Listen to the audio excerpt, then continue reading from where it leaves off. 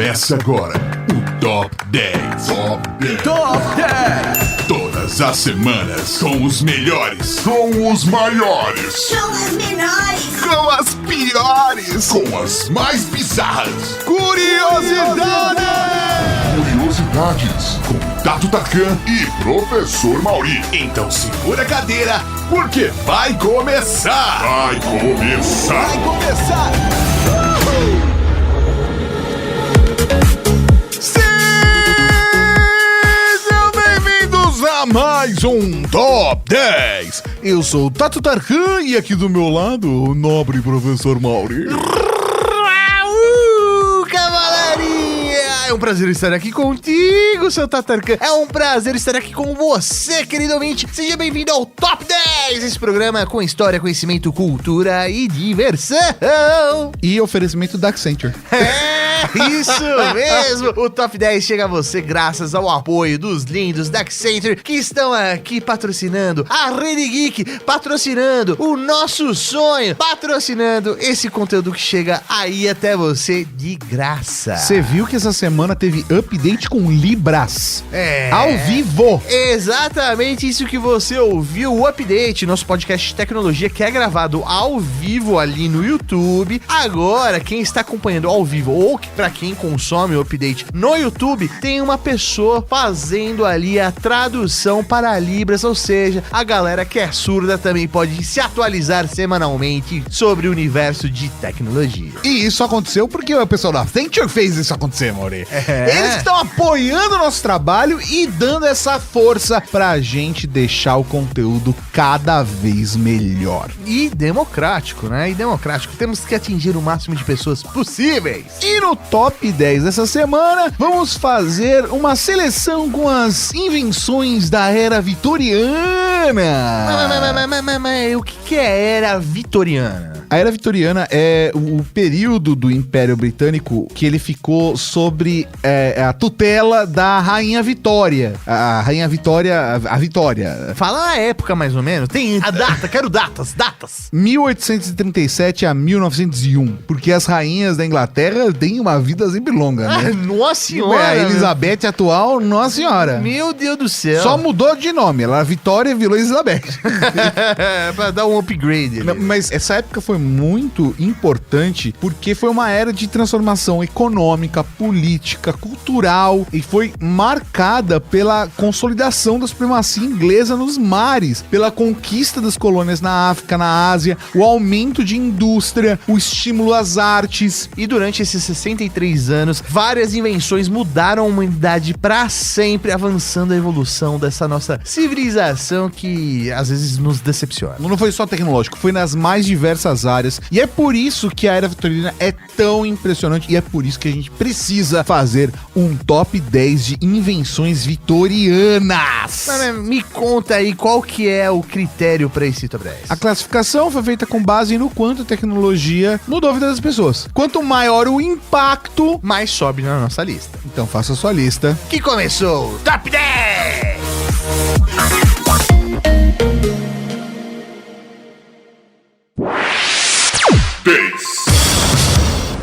Na décima colocação, abrindo o Top 10, senhoras e senhores, a máquina de costura!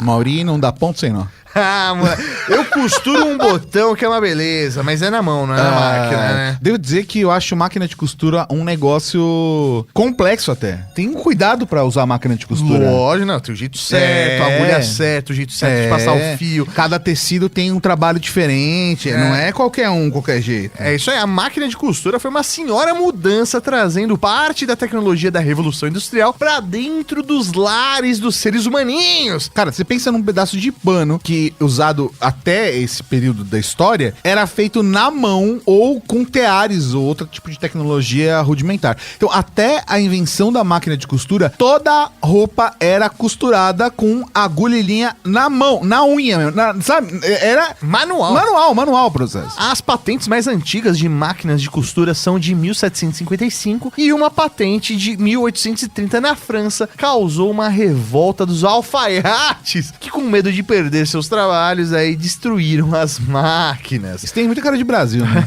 Hoje o sindicato dos cameramen, de repente, proíbe câmera no celular. Não, é um absurdo. Pra acabar com o negócio da galera filmado por um amador. Lembra disso? Aparecia bastante no jornal antigamente. Mas agora não dizem mais isso, não falam mais filmado por amador. Todo mundo é amador. Mas algumas tentativas aconteceram até que Zach Merritt Singer, você vai conhecer esse nome, né? Singer? É isso aí. Olha! Aperfeiçoou o design e começou a fabricar as suas máquinas. Em 1860, ele vendeu nada mais, nada menos que 110 mil máquinas só nos Estados Unidos. O cara teve uma boa margem de lucro aí, né? O modelo básico ficou inalterado até hoje e a Singer se tornou uma das primeiras multinacionais norte-americanas. Isso porque na época uma única máquina custava o equivalente a 1/4 do rendimento médio anual dos americanos. Quando o Singer morreu, em 1875, a empresa tinha um faturamento anual de 22 milhões de dólares. O que, se você for ajustar para inflação, né, fazer o cálculo real, não para real, mas para dólar, né, como seria hoje em dia, seria 580 milhões de dólares. Isso é muito dinheiro. E o que foi possível por conta da outra ideia que ele teve, seu Tato. Um plano de pagamento que permitia a compra das máquinas parceladas. É o modo financiamento. Eu financio pra você. Você não tem dinheiro pra pagar? Não tem problema. Eu sou um banco também. Eu sou um banco. Eu sou o fabricante da máquina. Provavelmente 2 parcelas já quita os custos que ele teve. O resto é só juros. O resto é só lucro, pra ele, né? Pra ele, juros pra quem paga. 9. Na nona colocação, temos o chocolate. Não. Tem muita gente que vai ficar revoltada falando que chocolate devia estar em primeiro lugar. Cara, chocolate é bom É demais. que tem muita coisa que influenciou mais a humanidade, certo? Mas o chocolate é extremamente importante, por isso que está no top 10. Não, chocolate é importante demais, demais, demais. Eu não vivo sem chocolate. Vale citar que o cacau já era usado nas Américas há milhares de anos. Só que o chocolate, como a gente conhece mesmo, o conceito de chocolate, o doce, como a gente tem, só surgiu no século XIX. Eita, nós. Foi em 1847, Joseph Fry criou a primeira barra sólida e comestível de chocolate usando manteiga de cacau, cacau em pó e açúcar. Ah, o açúcar sempre tá lá. Né? Tem que ter. O processo foi aperfeiçoado em 1875, quando Daniel Peter e Henry Nestlé acrescentaram leite condensado na fórmula para criar a primeira barra de chocolate ao leite. Porra, meu, que sensacional. Eu achando que Nestlé era só uma marca gigante multinacional que comprava tudo em sua volta. É porque começou com chocolate. Meu Pra Deus. você ver onde tá a margem de lucro do chocolate, né? Hoje é gigante. Os caras, velho, é dono de metade das indústrias aí. É. Não importa se é alimentícia ou não, mas tudo Produto começou... de limpeza, tudo isso aí. Começou no chocolate, Começou cara. no chocolate. Quero agradecer aqui pessoalmente a família Fry, tá? Por ter aí desenvolvido através de Joseph o chocolate. E graças a ele, hoje eu sou uma pessoa mais feliz, que me acalmo quando eu tenho ali a minha barrinha. Muita gente é assim, Mauri. Muita gente é assim. Eu vou dizer que, inclusive, isso não é uma crítica a ninguém, tá? Nenhuma pessoa específica. Mas várias pessoas que eu já compartilhei o lar, né? De morar juntos e tudo mais. Se eu não compro... apontando dedos. Não tô apontando dedo pra ninguém aqui. Eu falo assim, você tá falando da sua esposa. Não tô falando nada. Não falei nome. Falei nome. Não falei nome. Mas se não tem barra de chocolate em casa, a relação fica muito mais difícil. E não é porque ela é uma pessoa difícil. Não, de forma alguma. Essa pessoa é uma pessoa maravilhosa de lidar. Mas que chocolate alivia as coisas. Alivia. 8. Na oitava colocação, a descarga. Imagina a merda que era viver antes da invenção da descarga. Pra onde você mandava o destroço? É isso, cara. Era balde. É isso aí, velho. Os banheiros eram basicamente baldes, né, cara? E era isso. Se você prefere chocolate, tudo bem. Eu prefiro um banheiro com descarga. Um banheiro com... banheiro limpinho, né? Porque uma coisa é falar assim, eu consigo ficar um dia sem banheiro com descarga pra comer chocolate. verdade. Outra coisa é falar o resto da vida, assim. Cara, não, Não, descarga, cara, descarga. Descarga ganha. Até porque se você comer muito chocolate, A descarga vai ser mais necessária ainda. É complicado. Mas foi em 1775 que Alexander Cumming patenteou o banheiro com o sistema S, prendendo os odores dos dejetos humanos nos canos. Ah, mais do que isso, inventou também o sistema do vaso, do assento sanitário, que tem esse Szinho aí que... Ele usa a própria água, né, que fica ali no encanamento, pra barrar que o cheiro retorne pelo vaso pras casas das pessoas. Que genial que você pode ter esgoto saindo de casa, mas não fede. É. Quer dizer, fede quando você usa, mas depois passa. Mas essa invenção até então, Tato, ela passou meio que desapercebido até o século XIX, especialmente após o grande fedor de 1858, quando a cidade de Londres foi engolfada por um fedor horrendo por conta do esgoto despejado no Tâmisa. Várias vezes ao longo da história, a humanidade foi tomando decisões merda e depois teve que pagar a consequência. Ele já teve que lidar com a sua própria merda. Teve que lidar com essa problema. E esse foi um dos casos. A invenção do Cumming pegou rapidamente depois disso. Aham. Por que será? E as pessoas como Thomas Crape começaram a vender dispositivos que despejavam água no sanitário pra quem pudesse pagar, óbvio. E é por isso que os britânicos têm o hábito, né, de chamar banheiro de crapper. Crapper. Ah, porque crapper... Não, é porque crapper parece que é cagadouro. É. Em inglês seria uma tradução meio óbvia, assim, né? Direta. Seria cagadouro. É, mas é graças ao sobrenome de Thomas Crapper, Thomas- era o vendedor de banheiros. É o vendedor de cagadores. É isso aí. Tomás Cagadouro. Mas, ok, quem sou eu pra julgar? 7. Na sétima colocação, O rádio. Rádio. Nós somos as cantoras do rádio. Aqui eu tô falando rádio como conceito, né? O rádio como invenção, o rádio como tecnologia. Meio de comunicação mesmo, como transmitir sinal, como transmitir informação através do ar. Durante muitos anos, Guglielmo Marconi foi considerado o inventor do rádio. Ele que enviou a primeira mensagem de rádio para ele mesmo, no caso, em 1895 na Itália. E em 1899 ele conseguiu enviar o primeiro sinal através do Canal da Mancha. E o detalhe é que o Tato falou, durante muito tempo foi considerado, né, o pai do rádio. É porque já, né, através dos estudos da história e tal, outras pessoas como o Padre Landel de Moura, Sim. aqui no Brasil também era um estudioso dessa tecnologia, meio que quase como um inconsciente coletivo, né? 2 pessoas, 3 pessoas pelo mundo estudando essa tecnologia. Desenvolvendo a mesma tecnologia, né? Inclusive, em 1899, o Landel de Moura estava fazendo também aqui no Brasil exibições públicas da sua tecnologia, demonstrando transmissões de rádio. Então essa época realmente a coisa tava fervilhando. E na época, vários cientistas, até o Tesla, né? Estudou ondas de rádio, transmissores, e as ondas de rádio estão super presentes na nossa vida hoje. Por mais que você fale assim, ah, mas eu não escuto rádio. Ok, você não escuta rádio, mas você usa Wi-Fi, você usa 4G, Você assiste você televisão. assiste televisão. Tudo isso existe por conta do rádio. E detalhe, né? A gente tá trazendo aqui pra nossa época mais contemporânea. Mas o rádio mudou, inclusive, a Primeira Guerra Mundial. É, ele ainda tava bem no início, mas por conta da guerra, a tecnologia do rádio acabou sendo até impulsionada. E quando a Segunda Guerra chegou, ele já era um instrumento fundamental de informação, de comunicação e até mesmo de propaganda, utilizado extensamente por vários países. E de acordo com a Unesco, praticamente todo mundo nos países desenvolvidos e cerca de 75% da população de países subdesenvolvidos tem acesso ao rádio atualmente, ouvindo mais de 44 mil estações ao redor do globo. E isso não quer dizer que as pessoas ouvem a Rádio Globo, né? Porque a palavra Globo é muito forte aí, né? E podcast não é rádio. E podcast não é rádio. Apesar de que a gente usa Wi-Fi aqui pra gravar. Mas será que vira rádio, Moni? A gente podia transmitir, né? A gente podia transmitir por Wi-Fi. A gente tá transmitindo por Wi-Fi. E se a gente vender o top 10 para as rádios transmitirem na FM? Pode ser. Aí a gente vira rádio. Caramba! 6. Sexta colocação, o Correio! Para! Você tá falando que aquele filme do... Não é o Mel Gibson, é o Mel Gibson? Aquele... Você tá ligado do que eu tô falando? É o Kevin Costner. Kevin Costner. Eu sempre confundo.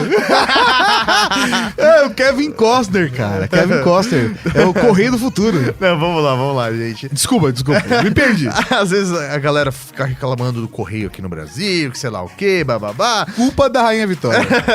Não, mas você consegue imaginar viver num local sem correios, cara? Não faz sentido. É primordial pra gente poder transitar com informações, objetos, e a gente utiliza até hoje. E durante muito tempo foi o único meio de comunicação entre as pessoas, principalmente em grandes distâncias. O Uniform Pen Post foi o primeiro estabelecimento de recebimento e envio de correspondências e foi inaugurado na Inglaterra em 1840. Óbvio que as pessoas elas mandavam cartas, né, antes disso e tal. Tinha um mensageiro, né?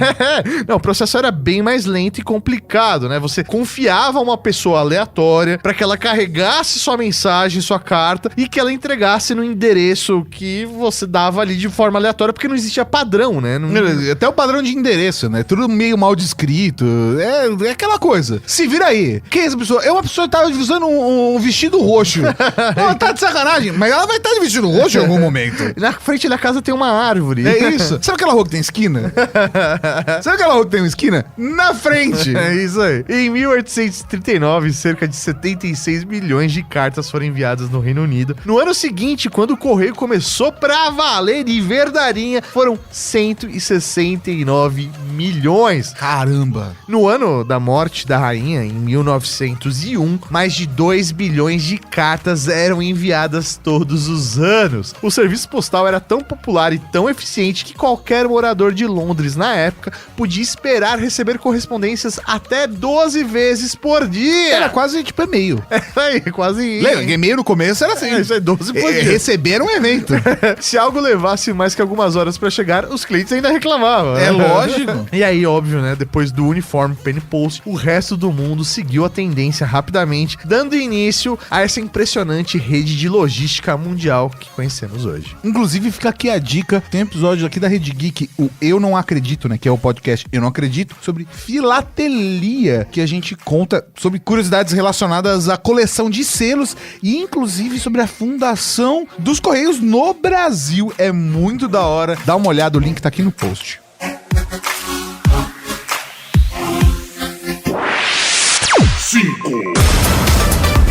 Na quinta colocação, o metrô. E a gente não tá falando daquela cadeia de lanches que você monta com salada e carnes super processadas. Como que nossos queridos irmãos de Portugal chamam o metrô? Não tenho a menor ideia, tá? Que eu não sei, vários lugares do mundo tem nomes diferentes pra metrô, né? Ah, é. Tipo Subway, Underground, né? Eu não sei se todo mundo chama de metrô. Fala português, fala metrô. Eu não sei se é assim no mundo inteiro. Sei. Na minha cabeça sempre foi metrô, mas tudo bem. Parece meio óbvio, né? Hoje a gente falar de metrô, porque, pelo menos pra nós que estamos aqui em São Paulo, é bem acessível, né? É comum. Tem diversos pontos da cidade e tudo mais. Demorou, mas saiu.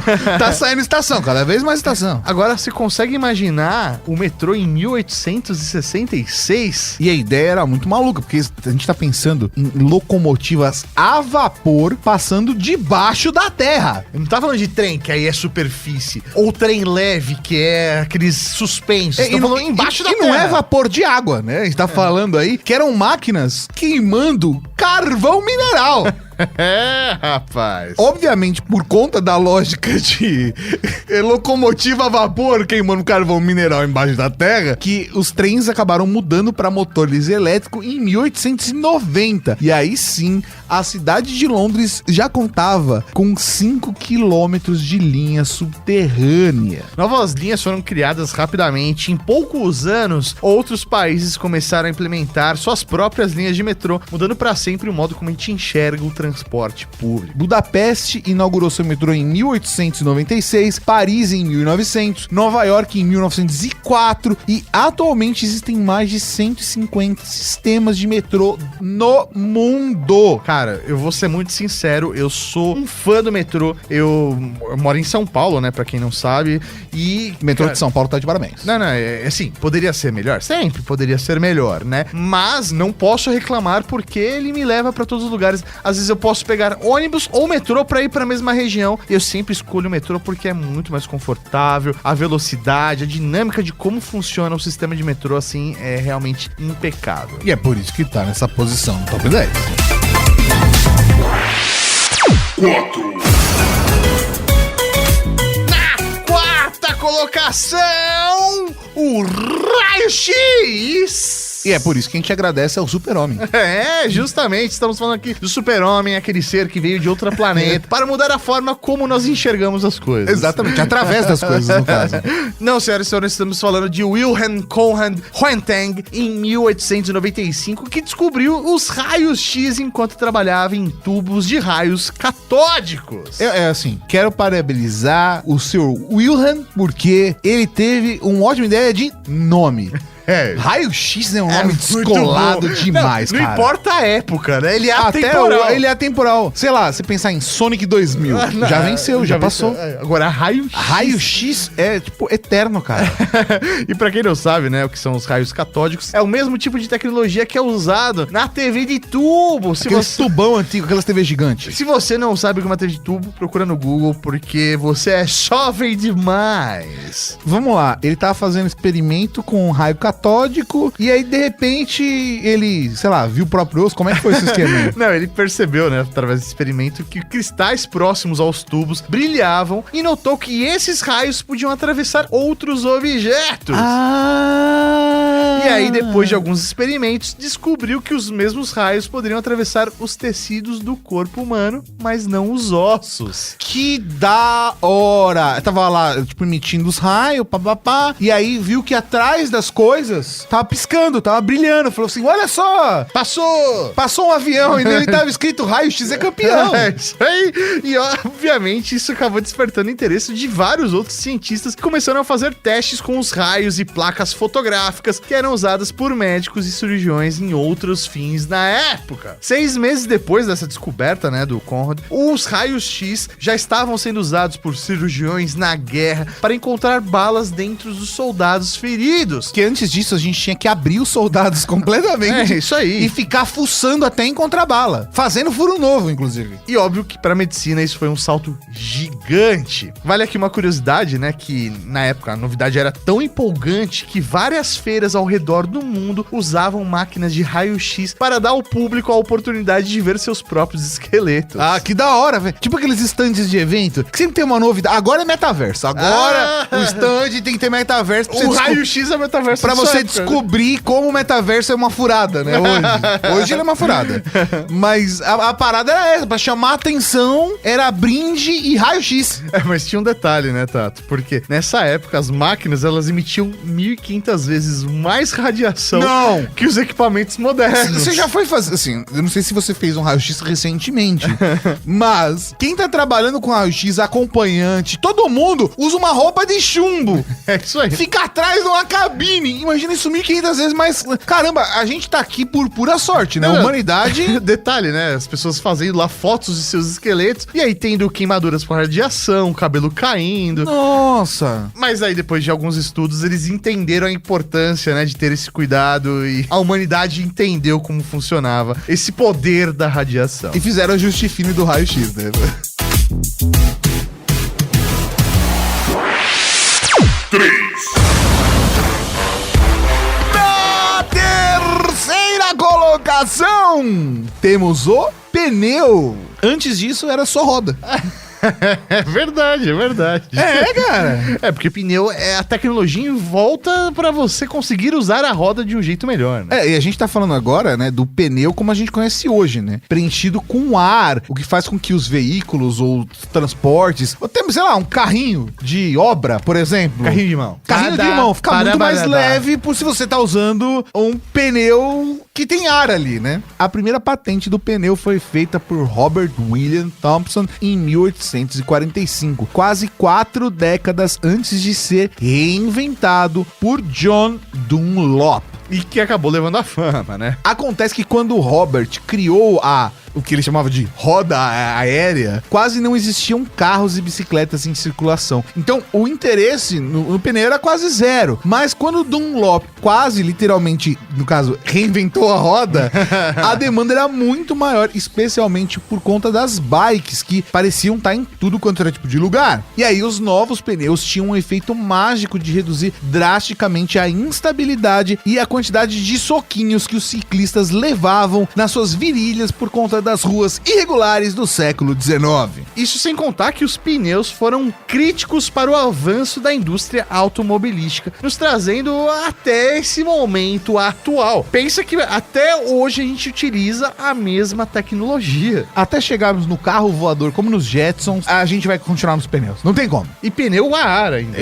Continua igual. E continuando reclamando, porque você já viu quanto tá o conjunto com 4 pneus, Mauri? Nossa Tá senhora. sempre caro demais. Lembre-se de fazer um rodízio, né? Você que tá ouvindo esse podcast no seu carro, faz um rodízio dos pneus. 2. Na segunda colocação, a pasteurização. Essa é uma tecnologia da hora demais. E é uma das descobertas mais importantes para preservarmos inúmeros alimentos perecíveis por mais tempo. E tem um detalhe, ela aconteceu quase que sem querer. Como assim, quase sem querer?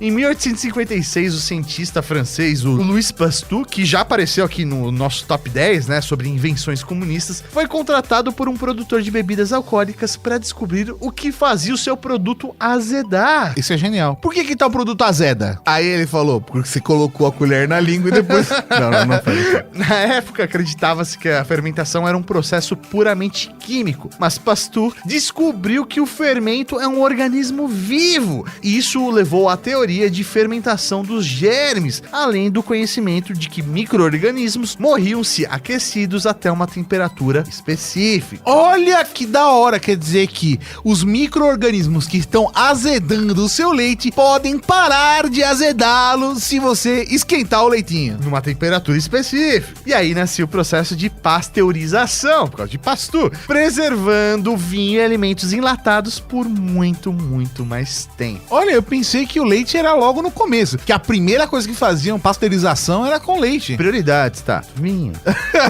Só décadas mais tarde o processo começou a ser usado para leite também, né? O que é bom, né?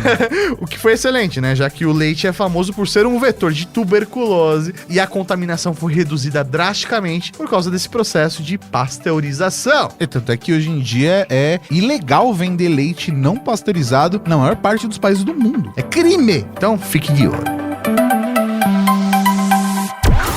Recapitulando.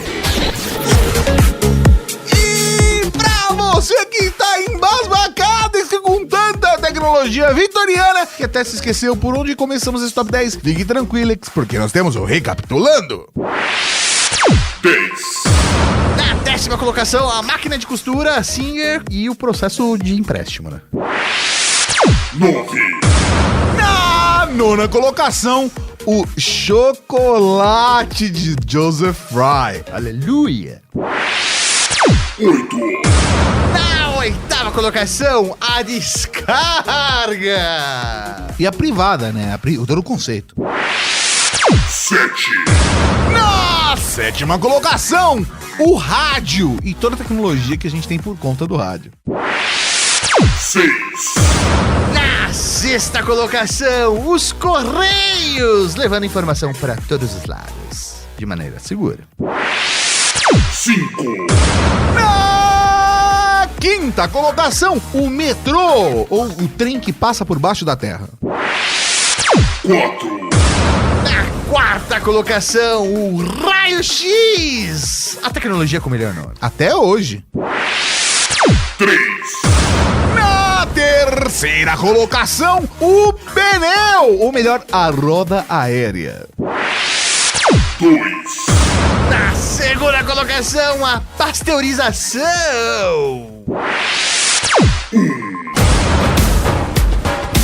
E na primeira colocação desse top 10, vamos com o cimento.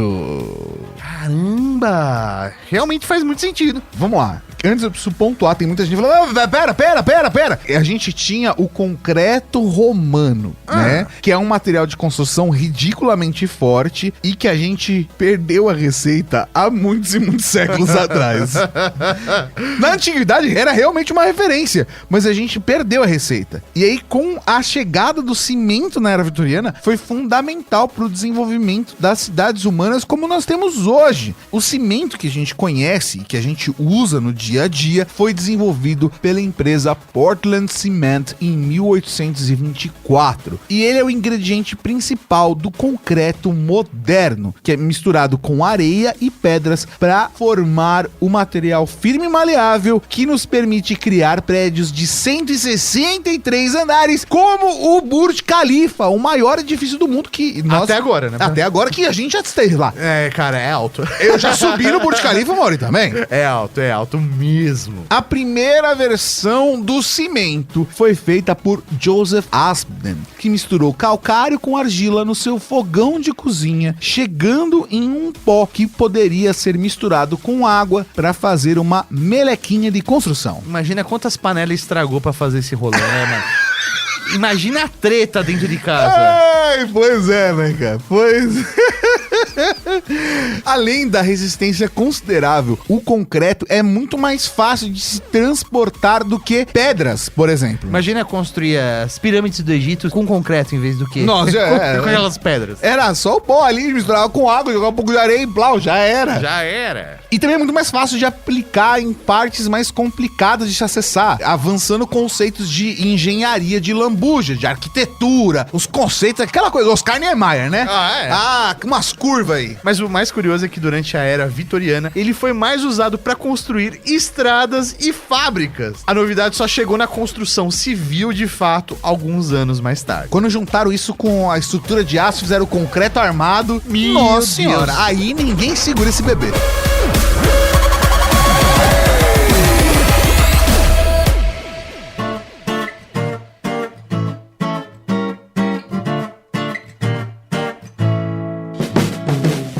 E aí, você gostou desse podcast? Compartilhe e ajude a Podosfera a crescer. E não vai esquecer também de contribuir enviando a sua sugestão de pauta ou comentário em áudio pelo WhatsApp 11 98765 6950. E é importante dizer o seu nome e de onde está falando. O seu feedback vai poder aparecer aqui no nosso programa de sábado, o Serviço de Atendimento à Cavalaria. Esse episódio foi realizado graças ao apoio de outros ouvintes que nem você. Para saber como apoiar nosso trabalho também, acesse redgeek.com.br/apoio. A direção e a apresentação são do Tato Tarkan e também do professor Mauri. A produção é da Laura Canteiras e da Letícia Martim. A pauta e pesquisa da Lilian Martins e do Fernando Baroni. Arte Didi Tardelli. E a edição divina de São Eduardo. Conheça todos os nossos podcasts procurando Rede Geek em seu agregador favorito ou em redgeek.com.br.